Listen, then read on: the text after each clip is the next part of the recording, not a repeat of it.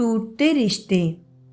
सुबह के 7:30 बजे जब पीहू स्कूल के लिए तैयार हुई तो चुपके से ऊपर मम्मी के बेडरूम में गई। धीरे से डोर सरकाया, देखा तो सारा सामान बिखरा पड़ा था। नीचे ड्राइंग रूम में आई तो पापा सोफे पर सो रहे थे। अपने रूम में आकर बैग उठाकर बस के लिए निकलने लगी तो लक्ष्मी आई और बोली, पीहू बेटा, आलू का पराठा बनाया है, खा लो। पीहू ने मायूस नज़रों से लक्ष्मी आंटी को देखा। नहीं आंटी, भूख नहीं है। लक्ष्मी ने ज़बरदस्ती टिफ़िन उसके बैग में डाला। पीहू स्कूल के लिए निकल गई। लक्ष्मी सोचने लगी, बेचारी छोटी बच्ची साहब और मेम साहब के रोज़ के लड़ाई झगड़े से इस 12 साल की उम्र में कितनी बड़ी हो गई है। लक्ष्मी पिछले 10 सालों से आरती और राहुल के यहाँ काम कर रही है।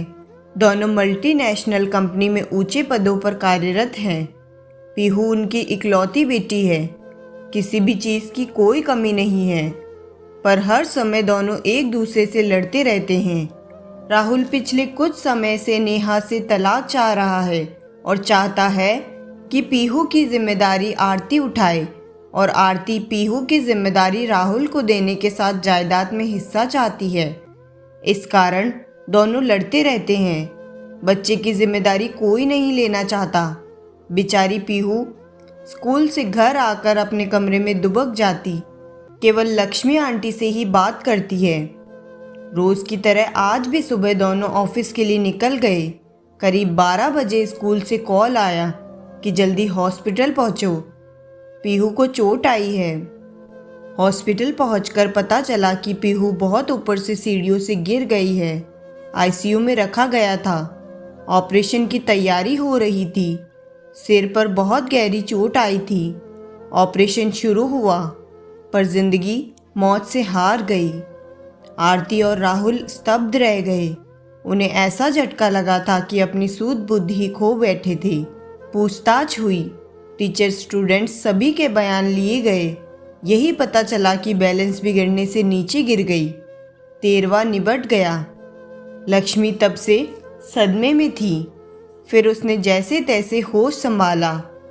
आरती और राहुल से कहा, मेम साहब, मैं अब यहाँ नहीं रह पाऊंगी। इस घर की दीवारें मेरी पीहू की रोने की आवाज़ से भरी है।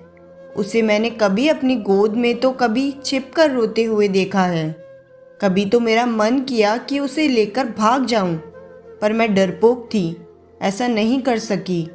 अगर चली जाती तो शायद वो आज जिंदा होती। आरती और राहुल के पास अब शायद कहने को कुछ नहीं था। जैसे जैसे दिन बीत रहे थे, उनका लड़ाई झगड़ा मानो बंद ही हो गया था। संडे का दिन था। बड़ी मुश्किल से आरती ने पीहू के रूम में जाने की हिम्मत जुटाई थी। महीनों दोनों उसके कमरे में कदम नहीं रखते थे। कैसे माँ बाप थे वो दोनों। उसका रूम, उसका बेड, तकिया, उसकी किताबें, उसकी पेंसिल, पेन, स्कूल बैग सब वैसे ही रखा था। आरती रोते हुए अलमारी से सामान निकालने लगी।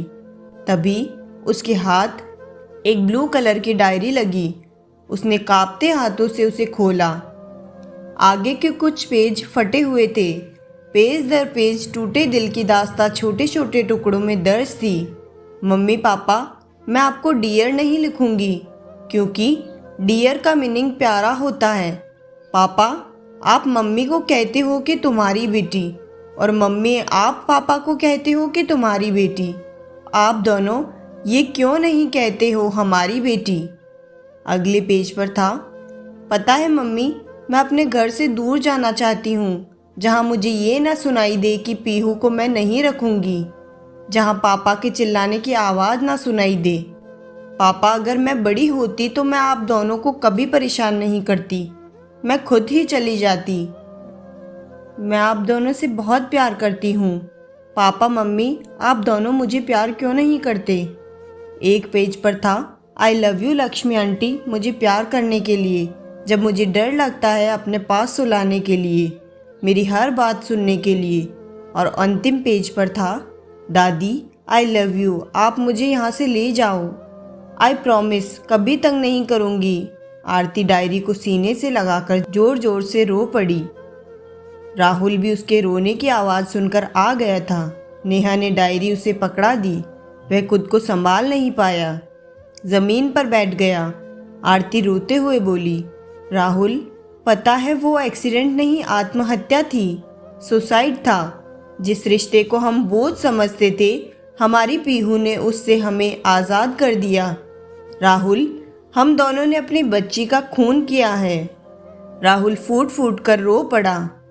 ये कहानी हर उस घर की है जहाँ माँ बाप बच्चों के सामने लड़ते हैं या घर टूटकर बिखरते हैं, और उसका सबसे बड़ा खामियाजा बच्चे बढ़ते हैं। अच्छी परवरिश रुपये पैसे सुख सुविधाओं से नहीं होती। इसका मतलब यह है कि आप बच्चे की ज़रूरत के समय उसके कितने करीब हैं। अगर हमारी यह कहानी आपको पसंद आए तो वीडियो को लाइक और शेयर ज़रूर करें। अगर आप हमारे चैनल पर नए हो तो चैनल को सब्सक्राइब करना ना भूलें। धन्यवाद।